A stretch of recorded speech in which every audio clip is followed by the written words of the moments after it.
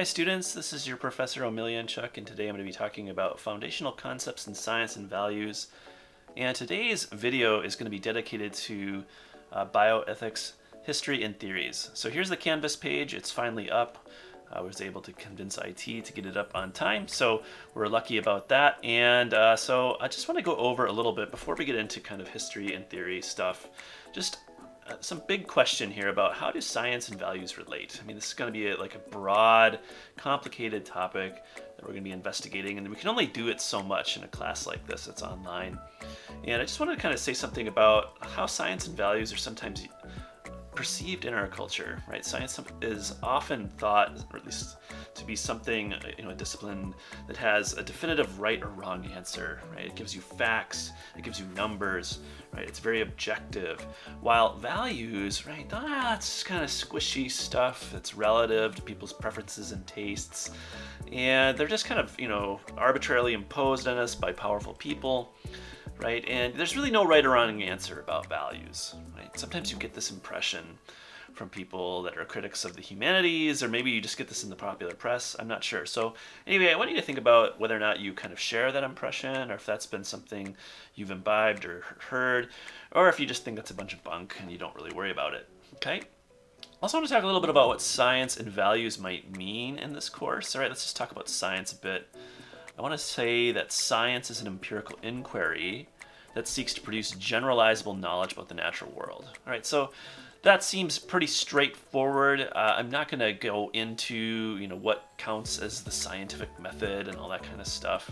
That's not super important, but I think that's a nice intuitive definition for our class. And just to talk about values, right? Again, values can be extremely diverse, and it can be something that's really, again, a squishy topic. But the general idea I have here is just that, broadly speaking, a value is something that is desirable. So that's kind of a subjective thing. Hey, I want that. So that wanting confers value in things. Economics teaches us that, right? So that can be a way of thinking about a value, something that's desirable, or let's just say worthy of pursuit. A little typo there, okay? Worthy of pursuit. Some things just have worth in and of themselves, right? So you might think of the Grand Canyon. Going to see that, it's something that's beautiful, like a work of art, or some practice, right? That's worthy of pursuit. I don't know. Being able to give a good lecture, right? That's something I'm trying to do right now. That's worthy of pursuit, right? That's an objectively valuable thing, I think. Or at least it's a valuable insofar as it helps you learn, okay? So those are things that you can kind of think about a little bit, how to distinguish, the subjective point of view, something that you desire, and then something that's worth pursuing, right? Okay, some things are not worth pursuing, okay? You could probably think of examples. There's two kinds of values, all right, that we want to distinguish in this class, all right? And one kind of value is an epistemic value, okay? And these are very much a part of science, okay? Scientists are interested in getting to the truth of things, being able to make useful predictions, explain things, right? These are not controversial, right? If scientists weren't operating with these, we would just think they're just not doing science at all, okay? That's just kind of like part of science, right? These epistemic values. These are desirable, right, and worthy of pursuit, okay? What about non-epistemic values, though? Okay, now these can be a diverse bunch, right? You can have political values, right? A political value is equality, okay? That's something that's worthy of pursuit, right? That's desirable, right? There's religious values. Okay, so you can think of some of those, what those might be. You might think of the sanctity of human life. Okay, that's not necessarily a religious value, but it usually is one. Okay, how about economic values, profit margins, right? If you're working for a drug company or some kind of engineering firm, you don't want your stuff to work, make money. Obviously, health-related values. We want people to get better if they're sick, so making medicines. Okay, environmental values. Here we want to, have good, we don't want to damage the environment, that kind of stuff.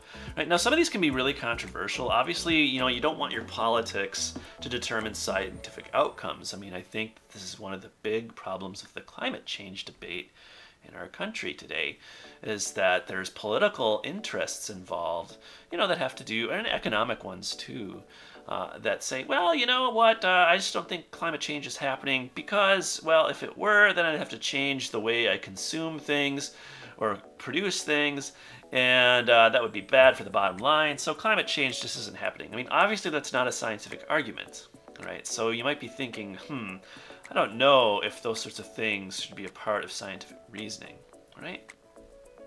A little bit more overview in the course, like how do science and values relate? Well, it's pretty complicated, right? There's different ways we can think about it, right? Let's just kind of look at this first one. This is going to be kind of a major focus of our course, whether or not scientific reasoning is a value-laden or value-free enterprise, okay?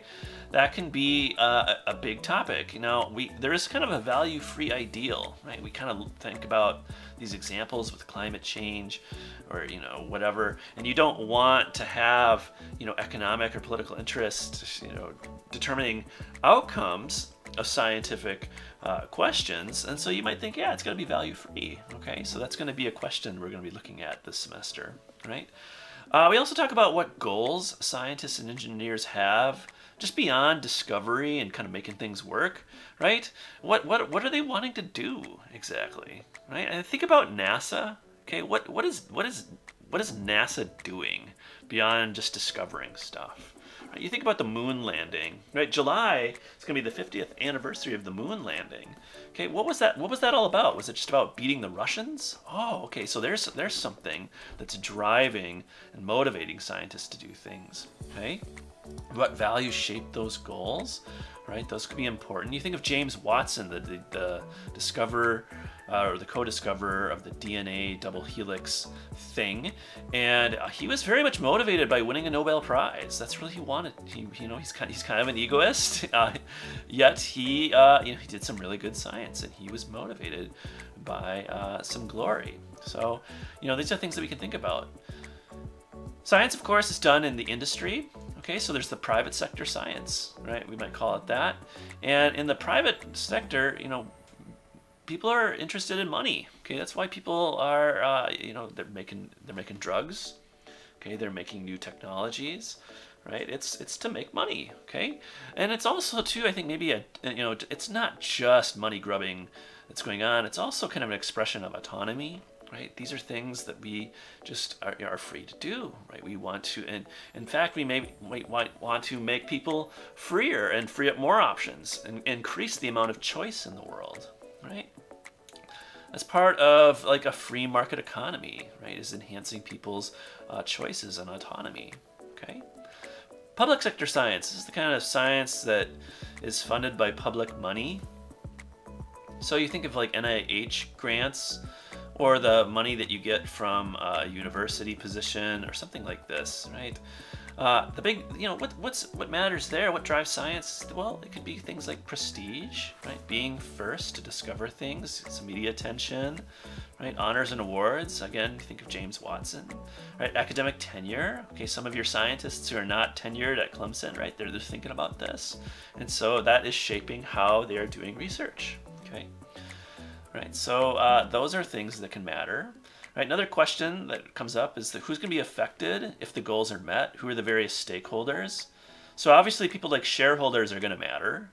All right, and then there's just the rest of us. There's human society, and then non-human life in the environment. Okay, those are things. Those are things that are at stake in how science and scientific outcomes relate. Okay. All right, ideally, what should shape our goals? Okay, that's going to be a big question, right? The military is going to have a different answer to that kind of question than, say, medicine, okay? And so as scientists, and, I know some of you are in science majors, some of you aren't, but at least be thinking about that and what you would like to think about how should science be shaping our goals, right? And it seems like profit might be okay up to a point. You got to make your money, right? I mean, I'm teaching here, and I want to, help people learn. and I want to increase knowledge in society. But I also want to make some money, right? I mean, I don't want to just do this for nothing. Okay, so that, you know, you have to think about this kind of stuff. So that's something you want. I want you to reflect about is what are some ways you have seen science and values relate. You know, what are some bad ways and what are some good ways, right? Just be thinking about that. Okay. All right. All right, so let's get into the meat and potatoes of today's lesson. And you can't go to class like, you know, you can't just go through any kind of values class like this without considering the trolley problem. All right, so that's what we're going to talk about here. You've probably seen this sort of scenario before, so let's just kind of consider it and ask the question, what should be done and why? All right, so if you don't know what the trolley problem is all about, okay, let me kind of just lay it out for you. Here you are, right? You're this poor guy at the switch here. And there's this out of control trolley. Okay, the brakes have failed. It's on a collision course, and it's gonna go down this track right here, and it's gonna run into these 5 people and kill them all. Okay, we don't know anything about the 5 people. We don't know, like, if our mom and dad or little sister or whatever is tied up. Okay, we don't know anything about them. And so if the trolley continues on this track, these 5 people will absorb the trolley's kinetic energy, and they will all die. All right. Right, sorry, I had to give you a little physics lesson there, okay? Anyway, but you can flip this switch and divert the trolley. It'll go on this track, and then it'll only hit this one person, okay? And we don't know anything about this one person either, all right? For whatever reason, this is the scenario we find ourselves in. These people are tied up, and obviously they're distressed about this, okay? They're not like, I have a death wish, I'd like to die. Okay, none of that stuff is, you know, that's all eliminated from this, okay? So I know that there are weasel ways that students try to get out of this, all right? And, you know, it's usually involves like, well, what if this is my mom? No, that's not, that you just don't have that kind of information, okay? All right. So that's scenario 1. We're going to call that switch, all right? And look, I can't do a show of hands thing in this class, but surveys have showed that, I don't know, anywhere between like 80 to 95% of people choose to divert the trolley, okay? They choose to divert the trolley. They actually have done some psychological studies on this, right? If you want to look them up, I can help you maybe find some resources. But yeah, most people go like switch, right? Now, how you think about this, you know, that's you. I'll let you try to think about that. You can write about this in the reflection portion of the week's lesson, and you can give your reasons why. All right. Anyway, but that's what most people choose. Okay. Now, though, when most people are presented with this situation, right, which is somewhat similar, let's call this footbridge. All right. Let's see if I can't frame this a little bit better. There we go. You know, you have the same scenario. You got this out of control trolley. It doesn't, you know, it's not going to stop, okay? And you got the 5 people, and you're on this footbridge, okay? And there's this really big guy, right? There's this big guy, and he's kind of leaning over to see what's going on down here, and you have the knowledge, by some way, somehow, that if you push this big guy over, remember he's kind of leaning over, you just kind of tip him over and he falls onto the track, his girth and his weight and his mass, right, will be enough to absorb the kinetic energy of the trolley and save the 5 people from dying, okay? So most people choose against this, right? Very few people, I think it's like 92% say, I'm not doing that, okay? So again, you can think about that. What would you do, right? Would you you know, flip the switch and switch, or would you push the man over in footbridge? Okay, and so that's going to be kind of the question about what should be done, and then we're going to think about the reasons why. You know, why are we making the decisions that we're making? All right. Now, just a word about what the trolley problem is here. It isn't that a grave choice has to be made, okay? So this in itself up here is not the trolley problem, okay? And this in itself down here is not the trolley problem, right? What the trolley problem is that coming up with an explanation of your choice of what you're doing if you have conflicting judgments in both cases, all right? That's what I take the trolley problem to mean, because if you have conflicting choices, where you're not going to push the guy here, but you are going to flip the switch up here, what explains that? Okay, that I think is what the problem is. All right. So we can talk a little bit about that, and that's going to lead us into moral theory. All right, now what is a moral theory all about? Well, a moral theory is an account, any account really, that's going to make sense of our choices in terms of right and the good, and the reasons why those terms may or may not apply. Okay, so a moral theory can explain what makes our action right or wrong or good or bad. That's going to be kind of the theoretical side of things. And then we can have, also too, it'd be nice if the theory could provide a method for arriving at the right decisions. All right, so that's going to be a nice practical aim. We want it to be action guiding, right?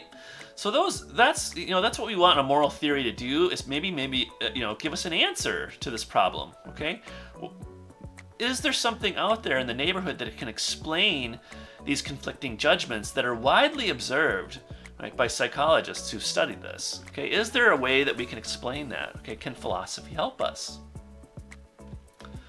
All right, a little bit more about kind of the framework of how moral theories work is that there's kind of 3 different categories of actions. We want to figure out which actions are obligatory. Okay, these are the ones that we have to do. Okay, if you don't do them, right, you're failing morally in some way. Then there's like the optional actions. These are the ones that are just kind of permissible, right? We're interested in what's permissible, okay? Is having sex before marriage permissible? Okay, that's an interesting question. We'd like to know that. Or do you have to refrain from it? Okay, we're not going to be figuring that out in this class, right? You've probably made up your own mind about that, but this is a framework, okay, that's going to apply to that kind of question, right? And then, of course, the wrong actions. Those are the ones that are just basically that you're not, you would fail, right, in obligations. These are ones that you ought not to do, okay? Okay, so anyway, right actions, though, are those that are going to be permissible, okay? So permissible actions obviously are obligatory, okay? That's just kind of a logical truth. And then ones that are optional. Okay, there's kind of 3 frameworks of moral theories that are at work today in philosophy. There are theories that focus on the agent, right? And agent-centered theories are very interested in the character of the agent. What sort of virtues and vices does the person making the choice have? Okay, that can be really important, okay? There's a moral theory that's interested in that. Virtue ethics and virtue theory. Then you have theories that focus in on actions, right? So I use a little arrow here to kind of, signify an action being performed by a subject. Right, now actions, of course, can be framed within terms of like duties and rights. You have a duty to like pay your taxes, okay? Or you have a right to free speech, all right? Those are actions that we're talking about there, right? Moral theories can focus in on those things. Then there are theories that focus in on consequences, right? These are things like benefits, right? We want to benefit society in some way, all right? So when we get into our vaccination topic, we're going to be talking a lot about the benefits of vaccinations.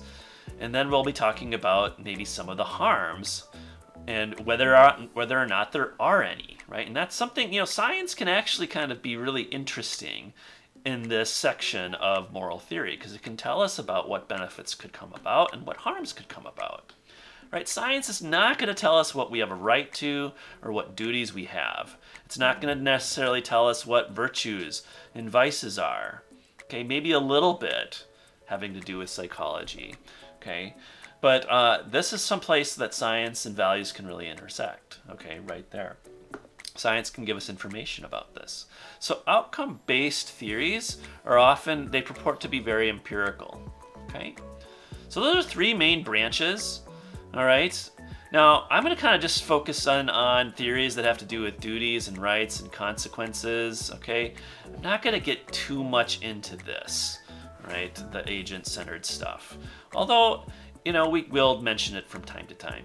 But here's the thing though, we think about our trolley problem, think back to that. If we care about consequences, right, to the exclusion of everything else, then there just is no trolley problem because the math will have it in both cases, right? You pull the lever to save the 5 and you push the one guy to save the 5.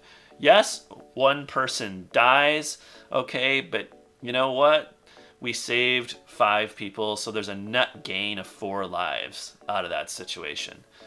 Okay, in this sort of view, there's just no difference between doing and allowing harm because harm is the consequence. And if that's all we care about, well then doing harm and allowing harm just doesn't matter. That whole distinction just evaporates, all right?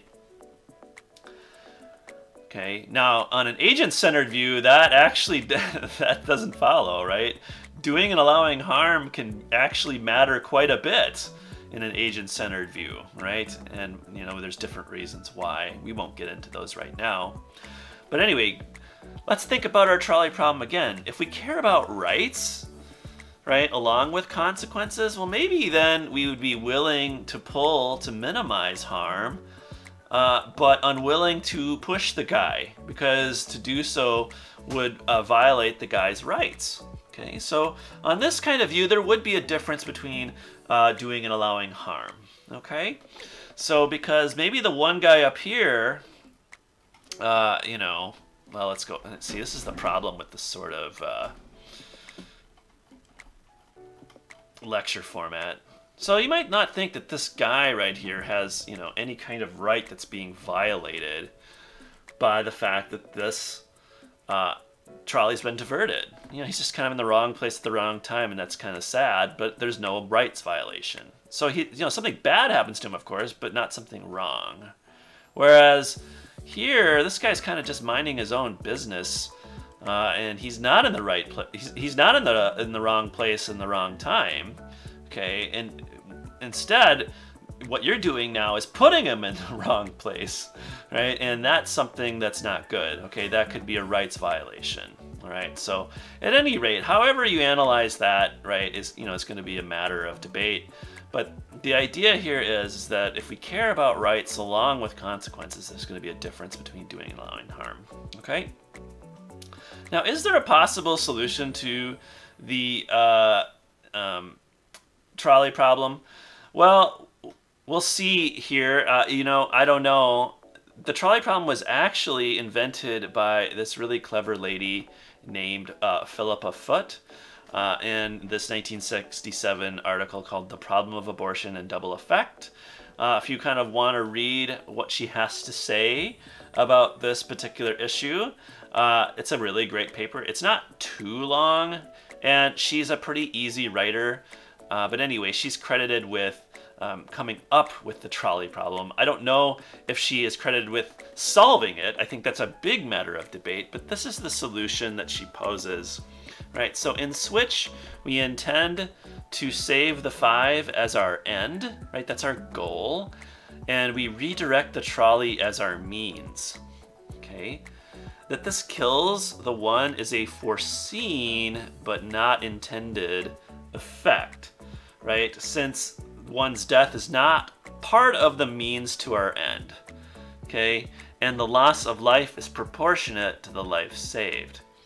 But this is not the case in Footbridged, right? In that one, the person's death is a part of our means, right? Because what we're doing is we're pushing him in front of it, right?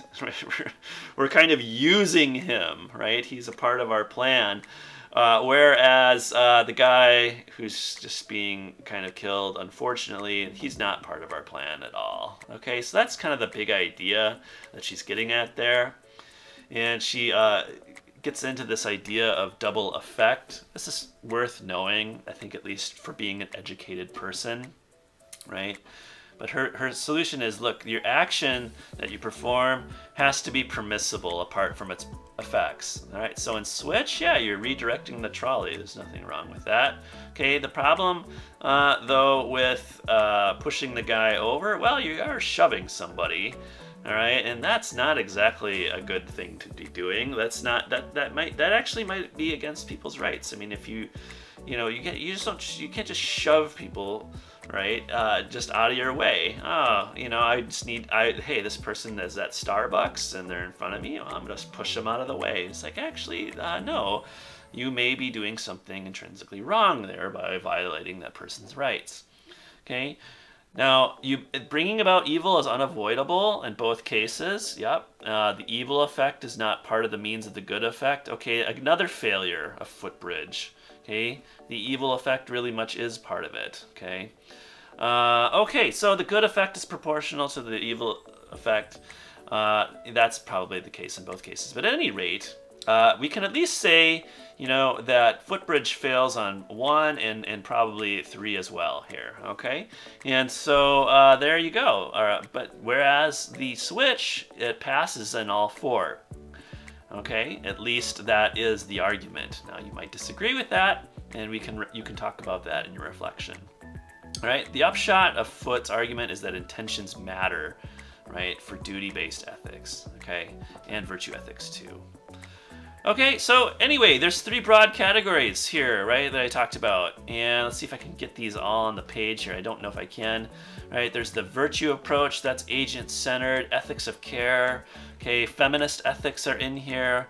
If you're interested in feminist ethics, you can kind of consult Glannon's piece that you had to read about. It's very much interested in kind of the interests of women, and especially about vulnerable populations. We care about the vulnerable. There's lots of talk about that today. Feminist ethics and virtue ethics of care are very much a part of our world. All right. Then there's the duty-based approach and rights-based approach. We have fairness and justice. Okay, these are ideas that are very much interested in analyzing our actions and whether or not we have duties to do them or rights to them and whether or not they're fair. And then, of course, outcomes-based ethics. Right, these are going to be utilitarian or egoistic. Right, here we're just trying to produce the best consequences for the best number of, or the biggest number of people. Right, or the egoistic approach. Hey, I'm just doing what's good for me. I don't care about anybody else. Right. People make decisions that way, so that is part of an outcomes-based ethic. Also, divine commands; those are very much a part of duty-based ethics. I mean, those could probably fall under a duty-based approach, but if you're a believer in God and you think that God's commands generate duties in us, well, then there you go. That's a very much an action-based moral theory. Okay. The thing to note about all these different theories and different frameworks is that they are not relativistic, okay?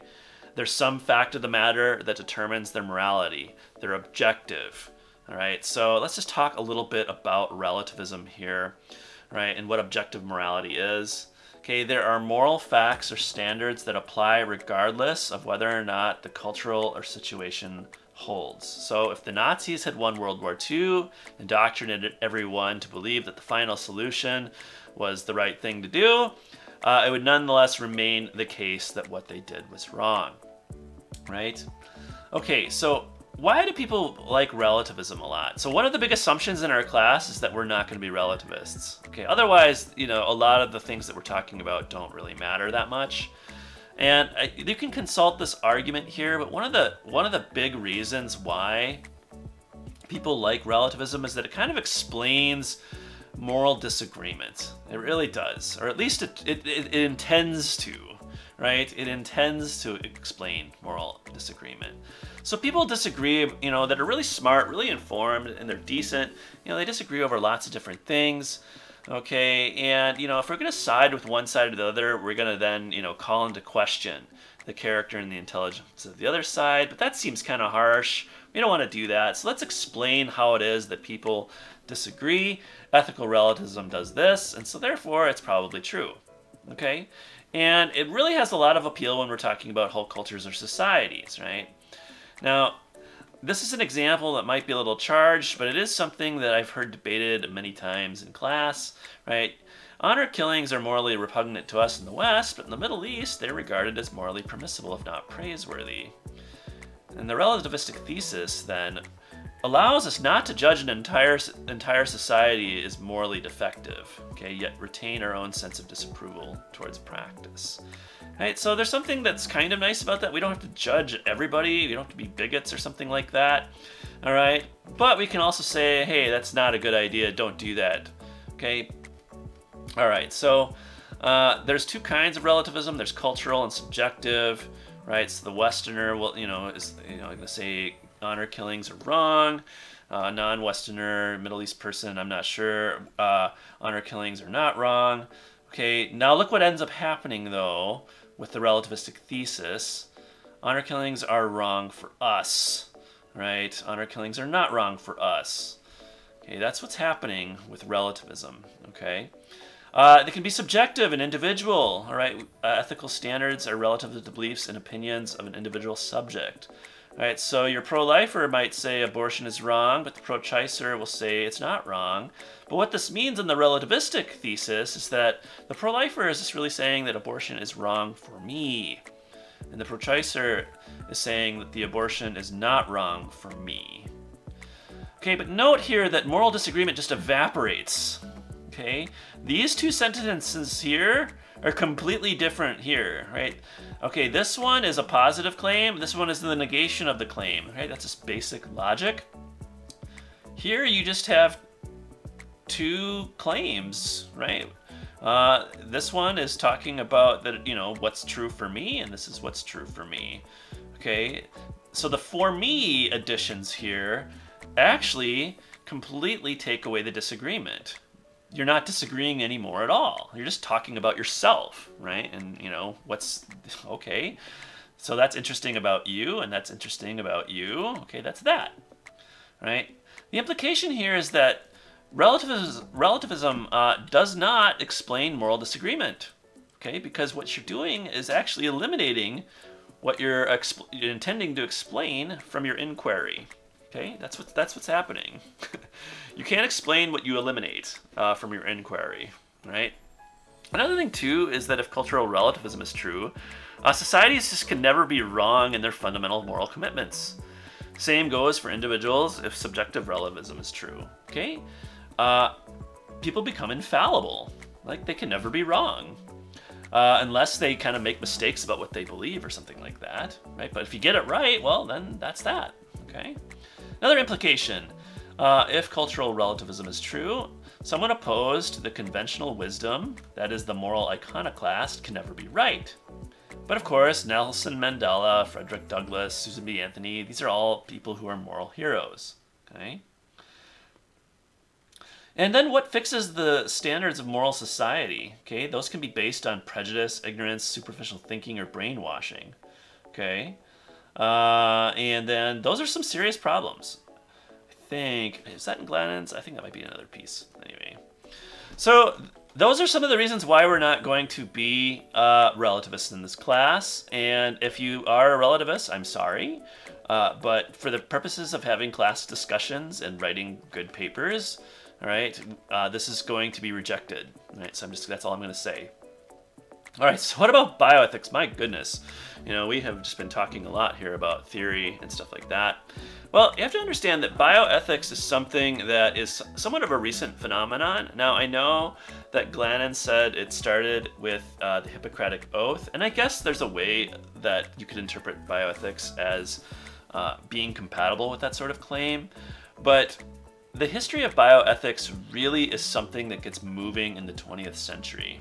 Right? It's kind of a 20th century invention as a sort of formal discipline, right? And it coincided with big advances with like miracle cures and technology, and also the protests of patients against physician paternalism, right? So if you don't know, right, the paternalistic model of medicine really is what goes back to the Hippocratic days. This is why I found what Glannon said to be somewhat objectionable. Paternalistic medicine is the idea that a doctor knows best. All right, so when my mom and dad went to the doctor when they were kids and when they were young adults, it was just basically, this is what you're going to do, all right? This is your medicine. There was no going to the doctor to like say, hey, I'd like to try Zoloft, or I'd like to be prescribed this or whatever. Like, that's just not part of what happened back then. The doctor knew what to give you, and you know, you followed the doctor's orders. There was such a thing as doctor's orders, and they were normative. Patient compliance was something that was kind of a duty, actually. It wasn't just something that was a choice. You were supposed to do what the doctor said. Right? Now, that sort of model, while it did produce some good outcomes for people, it also produced a lot of abuse, especially in the form of unethical scientific experiments on human subjects. All right? So the most famous ones, of course, were in the Nazi concentration camps, where they experimented on prisoners lethally and cruelly, and usually not with much knowledge to be gained from those experiments. They were just terrible. Worse yet were ones that were performed here in America in various insane asylums and on poor black populations. If you don't know about the Tuskegee experiments, I think we might revisit those a little bit. I can't remember now if we do, but there, you had 400 people being experimented on without their knowledge. They weren't injecting them with anything that was like but what they were doing was that they had said, "Hey, come to our health clinic, and we'll want to kind of figure out, you know, how we can help you with any kind of symptoms, your bad blood." And what they were actually testing was the progress of syphilis in African Americans throughout their lifetime. So it was this big longitudinal study that was done over decades, and you know, the patients thought they were getting treatment for their symptoms. They didn't know that they had syphilis, but you know, all what was happening is that they were just kind of seeing how things were progressing over time, how their bodies managed the disease, you know, what sort of symptoms came up, and then when they died, what sort of effects they could see in autopsy. And of course, there was a control group that didn't have syphilis, and I mean, it was just kind of terrible, right? So that comes to light, and it's, you know, deeply shocking. You know, in the 1970s, after the civil rights movement, I mean, this is just a huge humanitarian injustice. Okay, and that happens under the auspices of physician paternalism. Okay, then there's the polio vaccine, right? Polio was a deadly thing, all right? It happened, you know, it was really prominent in the 1950s. It wasn't as deadly as measles, as it turns out, but it did affect a lot of people, especially FDR. It paralyzed him. And they thankfully did come up with a vaccine, but there wasn't enough of it, right? So there was a short supply of it. Okay, and so that had all kinds of distribution problems, like who should get it, right? Who's the most vulnerable? Who needs it, all right? And these kinds of questions, right? This really became acute in the 1960s with the invention of the dialysis machine. So if you have kidney failure, you need to have your blood scrubbed from toxins, and they invented a machine that could do that in the 1960s. But of course, they could only take like 20 patients. And of course, they had like thousands of applicants, right? So what ended up happening is that they put together a team of people, right? Some ethicists, some medical people, a couple of preachers. I think a housewife was part of it. They called it the God Squad, and they went over different applications, and they had to pick who would get to use the dialysis machine, right? So the issues of supply and how these goods should be distributed become big questions that the bioethics people start answering. Then there's the advent of life-sustaining technology in the 1970s. People get hooked up to machines that they don't want to be hooked up to. And there's the right to refuse treatment. And this gets us into what would be called patient autonomy and the patient autonomy movement, and where we start honoring the choices of people.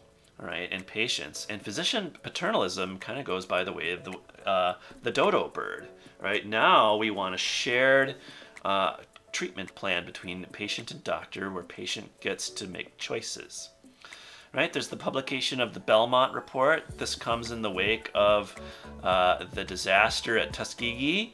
And you can consult this if you'd like. This is a foundational document in bioethics. It's about human subjects and research, and a lot of our current laws are based off of it. And then there was the first edition of Beecham and Childress's book, The Principles of Biomedical Ethics, and you can check that out on your own time.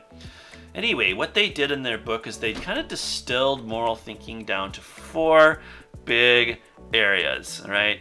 So there's beneficence, we're to act for people's benefit, non-maleficent, no, I can never say this, non-maleficent, I'm going to say non-malfeasance, right? Because that's how I learned how to say it at first, but I think it's non-maleficence or something like that. There we go.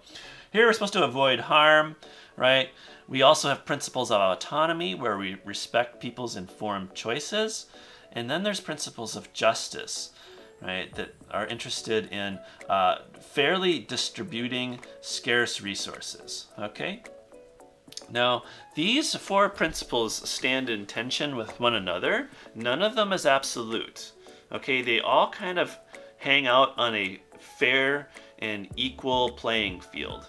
Okay, so not one of them trumps one of the other. All right, so what the bioethicist has to do then is balance them against one another. Right? Now, the bioethicist purports not to be committed to any formal theory like consequentialism or deontology, but seeks to specify each of the principles and apply them to a given case.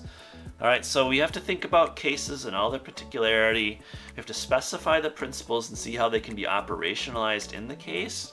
And then we have to figure out, what's at stake. Yeah, somebody might have the choice to do something, but it could really harm a lot of people, so we might regulate their choice a bit, okay? Or, we could really do somebody a lot of good, but guess what? If we were to do that, we would just override their choice, and we would kind of violate their what looks like a right to their autonomy, and so, we might not do that, okay?